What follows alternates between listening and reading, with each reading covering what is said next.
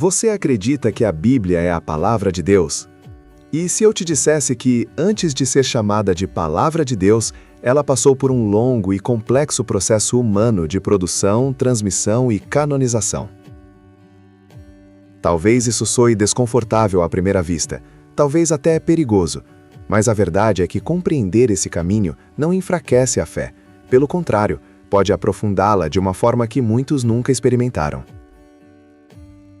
A Bíblia que hoje temos em mãos não surgiu pronta, encadernada e organizada como a conhecemos. Antes de ser escritura sagrada reconhecida pela comunidade de fé, ela foi um conjunto de escritos produzidos em contextos históricos específicos, por autores situados no tempo, na cultura e nas limitações humanas. Isso não nega sua inspiração divina, mas revela algo fundamental. Deus escolheu agir dentro da história. Quando olhamos para trás, percebemos que os textos bíblicos nasceram em meio a experiências reais de um povo que buscava compreender sua relação com Deus. Muitas dessas histórias circularam primeiro de forma oral, passando de geração em geração, muito antes de serem registradas por escrito. No caso de Israel, por exemplo, a produção literária mais ampla só se consolidou por volta do século VI a.C., embora os acontecimentos narrados remontem a períodos muito mais antigos. Isso significa que, na maioria das vezes, os personagens das histórias não foram os autores dos textos. O que temos é o resultado de um processo de memória, interpretação e transmissão comunitária. E aqui surge uma pergunta inevitável. Quem decidiu o que entraria na Bíblia e o que ficaria de fora? O processo de canonização, ou seja, o reconhecimento de determinados escritos como escritura, não foi mágico nem instantâneo. Foi gradual, comunitário e profundamente ligado à vida do povo de Deus. Textos foram preservados porque eram lidos nas comunidades, usados no culto, reconhecidos como portadores de autoridade espiritual. Outros, embora antigos, não receberam esse mesmo reconhecimento. Isso não torna a Bíblia menos confiável. Pelo contrário, revela que ela foi forjada dentro da vida real da fé e não imposta artificialmente de fora para dentro. A canonização não criou a autoridade dos textos, ela reconheceu a autoridade que as comunidades já discerniam neles. Mas a história não para aí. Quando observamos o uso da Bíblia ao longo do tempo, percebemos algo ainda mais intrigante. Para os cristãos, a Bíblia é a palavra de Deus destinada a toda a humanidade. No entanto, os judeus reconhecem como escritura apenas o que chamamos de Antigo Testamento. Já os muçulmanos também encontram nos textos bíblicos elementos de inspiração religiosa, mas não os aceitam integralmente como fazem os cristãos. O que essa pluralidade revela?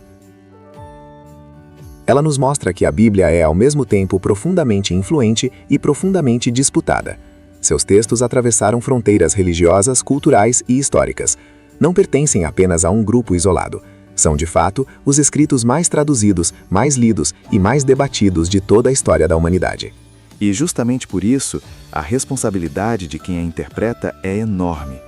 Não podemos tratar o texto bíblico como se fosse um material qualquer, pronto para ser recortado e moldado conforme nossos interesses. Ainda assim, é exatamente isso que frequentemente acontece. Versículos são isolados de seu contexto, passagens complexas são simplificadas, textos antigos são forçados a responder perguntas modernas sem o devido cuidado. O resultado? Confusão, distorção e, muitas vezes, abuso do próprio texto sagrado. A verdade é que a Bíblia continua sendo, paradoxalmente, um dos livros mais conhecidos e mais desconhecidos do mundo. Muitos a citam, poucos realmente a estudam com a profundidade necessária. Falta a muitos leitores a bagagem histórica, literária e teológica indispensável para uma interpretação responsável. Compreender a Bíblia como fenômeno literário é um passo essencial nesse caminho. Isso significa reconhecer que ela não é um único livro uniforme, mas uma biblioteca composta por múltiplos gêneros, narrativas, poesias, leis, profecias, discursos, cartas. Cada forma literária comunica a verdade de maneira própria. Ignorar isso é abrir a porta para erros graves de interpretação. Pense, por exemplo, em passagens difíceis como a lei de Deuteronômio, que fala sobre o filho rebelde que deveria ser apedrejado, ou nas palavras de Jesus sobre arrancar o olho ou cortar a mão que leva ao pecado. Uma leitura literal e descontextualizada desses textos pode gerar conclusões completamente distorcidas. É aqui que entra o trabalho sério da hermenêutica. Interpretar corretamente a Bíblia exige reconhecer que cada texto nasceu em um contexto histórico específico, dentro de convenções literárias próprias de sua época. Como observam estudiosos da área, a verdade expressa por um poema não é comunicada da mesma forma que a verdade expressa por uma narrativa ou por um discurso. A forma importa, o contexto importa, a tradição teológica importa. Por isso, uma leitura responsável das Escrituras exige dois movimentos fundamentais. O primeiro é o movimento centrípeto. Nele, o leitor se aproxima do texto com humildade histórica. Reconhece que está diante de um documento antigo, produzido em uma cultura diferente, em uma língua diferente, com pressupostos diferentes. O objetivo aqui é descobrir o que o texto significava para seus primeiros ouvintes. Sem esse passo, qualquer aplicação moderna corre o risco de ser arbitrária. Mas o processo não termina aí. Depois de compreender o texto em seu contexto original, vem o segundo movimento, o centrífugo. Agora, o intérprete retorna ao presente e pergunta: o que essa mensagem significa para nós hoje? Como ela dialoga com nossa realidade? Como pode ser aplicada de forma fiel e responsável? Esse duplo movimento, primeiro para dentro do texto, depois de volta para a vida, é o coração de uma interpretação bíblica madura. E aqui chegamos a uma das descobertas mais importantes de todas. A Bíblia não é um livro monolítico que caiu do céu pronto e acabado. Ela é o testemunho vivo de um processo complexo, que envolve história, comunidade, memória, inspiração e discernimento. É ao mesmo tempo profundamente humana em sua formação e profundamente divina em sua mensagem. E isso não diminui sua autoridade, na verdade, aprofunda, porque revela que Deus escolheu se comunicar dentro da história real, usando pessoas reais em contextos reais.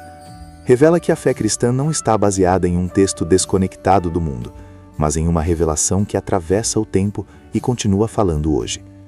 Compreender o código-fonte da Bíblia, seu processo de produção, transmissão e canonização, não enfraquece a fé, fortalece, protege contra manipulações, liberta de leituras superficiais e nos convida a um relacionamento mais sério e mais honesto com as Escrituras. A responsabilidade, portanto, não é apenas dos teólogos profissionais, é de todo aquele que abre a Bíblia buscando a verdade. Porque ler a Escritura não é um ato neutro, é um encontro, é um chamado, é um convite para deixar que o texto fale antes de tentarmos fazê-lo dizer aquilo que já decidimos ouvir. A pergunta, no fim das contas, não é apenas como a Bíblia foi formada. A pergunta é como nós vamos lê-la. Com pressa ou com reverência? Com interesses próprios ou com humildade diante do texto? Buscando confirmação ou buscando transformação? Se você quer realmente compreender a força das Escrituras, sem manipulações, sem atalhos e sem ilusões, então talvez esteja na hora de mergulhar mais fundo do que a superfície permite. A jornada está apenas começando. Se você quer aprender a decifrar os segredos da Bíblia e aplicar seus ensinamentos de forma autêntica na sua vida, dê o próximo passo e continue essa caminhada conosco.